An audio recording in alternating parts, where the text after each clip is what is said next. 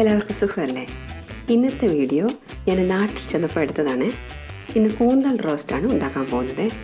ഇതുണ്ടാക്കുന്നത് എൻ്റെ ചേച്ചിയാണ് കേട്ടോ. അപ്പോൾ ഇതാണ് കൂന്തൽ. ഇതിപ്പോൾ നന്നായിട്ട് ക്ലീൻ ചെയ്ത് വെച്ചിരിക്കുകയാണ്. ഇനി നമുക്ക് ചെറുതായിട്ടൊന്ന് കട്ട് ചെയ്തെടുക്കണേ. ഇനി ഇതിലേക്ക് മഞ്ഞൾപ്പൊടി, ഉപ്പ്, മുളക് പൊടി, മല്ലിപ്പൊടി ഒക്കെ വേണം. ഇതിൻ്റെ കൂടെ ബാക്കി എന്തൊക്കെ വേണമെന്നും അതിന് എത്രയൊക്കെ അളവാണ് ആവശ്യമെന്നുള്ളതും നമുക്ക് നോക്കാം. കൂന്തൽ 1/2 കിലോ, സവോള 2 എണ്ണം നീളത്തിലരിഞ്ഞത്, തേങ്ങാക്കൊത്ത് ആവശ്യത്തിന്, മഞ്ഞൾപ്പൊടി 1/2 ടീസ്പൂൺ, മുളക് പൊടി 2 ടീസ്പൂൺ, മല്ലിപ്പൊടി 3 ടീസ്പൂൺ, ഗരം മസാലപ്പൊടി 1/2 ടീസ്പൂൺ, ഇഞ്ചി വെളുത്തുള്ളി പേസ്റ്റ് 2 ടീസ്പൂൺ, എണ്ണ 6 ടേബിൾ സ്പൂൺ, കറിവേപ്പില ആവശ്യത്തിന്, ഉപ്പ് ആവശ്യത്തിന്.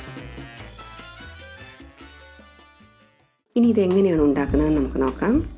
ആദ്യം ഒരു കടായി ചൂടാകാനായിട്ട് വെക്കുക. കടായി ചൂടായതും അതിലേക്ക് 5 ടേബിൾ സ്പൂൺ എണ്ണ ഒഴിച്ചു കൊടുക്കണേ. എണ്ണ ഒന്ന് ചൂടായതും അതിലേക്ക് ആവശ്യത്തിന് തേങ്ങാക്കൊത്തിട്ട് കൊടുക്കണം. തേങ്ങാക്കൊത്ത് ചേർക്കുമ്പോൾ ഇതിനൊരു പ്രത്യേക ടേസ്റ്റാണ് കേട്ടോ. ഇടയ്ക്ക് അതൊക്കെ ഒന്ന് കടിക്കാൻ കിട്ടുമ്പോൾ നല്ല ടേസ്റ്റാണ്. തേങ്ങാക്കൊത്തൊക്കെ നിങ്ങൾക്ക് ഇഷ്ടമാണെന്നുണ്ടെങ്കിൽ മാത്രം ചേർത്താൽ മതി കേട്ടോ. ഇതിൻ്റെ കളറൊന്ന് മാറി വന്നിട്ടുണ്ട്. ഇപ്പോൾ നമുക്ക് സവാള അരിഞ്ഞത് കൂടി ഇട്ട് കൊടുക്കാം. കൂടെ തന്നെ കുറച്ച് കറിവേപ്പില ഇട്ട് കൊടുക്കണം. ഇപ്പം നമുക്ക് നന്നായിട്ടൊന്ന് വഴറ്റിയെടുക്കണം.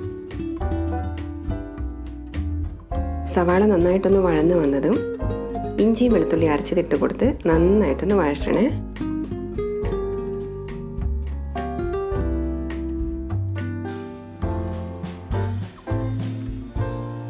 ഇഞ്ചി വെളുത്തുള്ളി പേസ്റ്റിൻ്റെ പച്ചമണം മാറിയതും മുളക് പൊടി, മഞ്ഞൾപ്പൊടി, മല്ലിപ്പൊടി ഇത്രയും ചേർത്ത് നന്നായിട്ടൊന്ന് വഴറ്റണേ. ഇപ്പം നമുക്ക് ഗരം മസാലപ്പൊടി കൂടി ചേർത്ത് വഴറ്റാം. മസാലയുടെ പച്ചമണം മാറിയതും കൂന്തലിട്ട് കൊടുക്കണം. ഇതിപ്പോൾ മസാലയോടൊപ്പം ചേർത്ത് നന്നായിട്ടൊന്ന് വഴറ്റണം കേട്ടോ. എരിവ് നിങ്ങളുടെ ആവശ്യത്തിന് ഉപയോഗിക്കാം കേട്ടോ.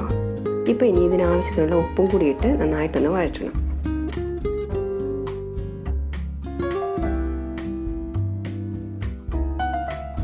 ഇപ്പോൾ ഇതെല്ലാം കൂടി നന്നായിട്ടൊന്ന് ചേർത്ത് വെച്ചിട്ട് കുറച്ച് നേരത്തേക്ക് നമുക്കൊന്ന് അടച്ച് വെച്ച് വേവിക്കാം. തീ കുറച്ചിടണേ. ഇപ്പോൾ നമുക്കൊന്ന് തുറന്ന് നോക്കാം. കൂന്തലിൽ വെള്ളമെല്ലാം ഇറങ്ങിയിട്ടുണ്ട്. ഇതൊരല്പം കൂടി ഒന്ന് വേകാനുണ്ട് കേട്ടോ. അപ്പോൾ ഇനി നമുക്ക് കുറച്ച് നേരത്തേക്ക് കൂടി ഇതൊന്ന് അടച്ച് വെച്ച് വേവിക്കാം. ഇപ്പോൾ നമുക്കൊന്ന് തുറന്ന് നോക്കാം. കൂന്തൽ ഫിഷ് ഇപ്പോൾ നന്നായിട്ട് വെന്തിട്ടുണ്ട്. ഇപ്പോൾ ഇതിലേക്ക് 1 ടേബിൾ സ്പൂൺ കോക്കനട്ട് ഓയിൽ കൂടി ഒഴിച്ചു കൊടുക്കാം. കൂടെ തന്നെ കുറച്ച് കറിവേപ്പിലയും കൂടി ഇട്ട് കൊടുക്കാം.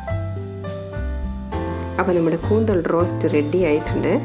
ചേച്ചിയുടെ സ്പെഷ്യൽ വിഭവങ്ങളിൽ ഒന്നാണ് കേട്ടോ ഈ കൂന്തൽ റോസ്റ്റ്. നിങ്ങളെല്ലാവരും ഇതൊന്ന് ട്രൈ ചെയ്ത് നോക്കണേ.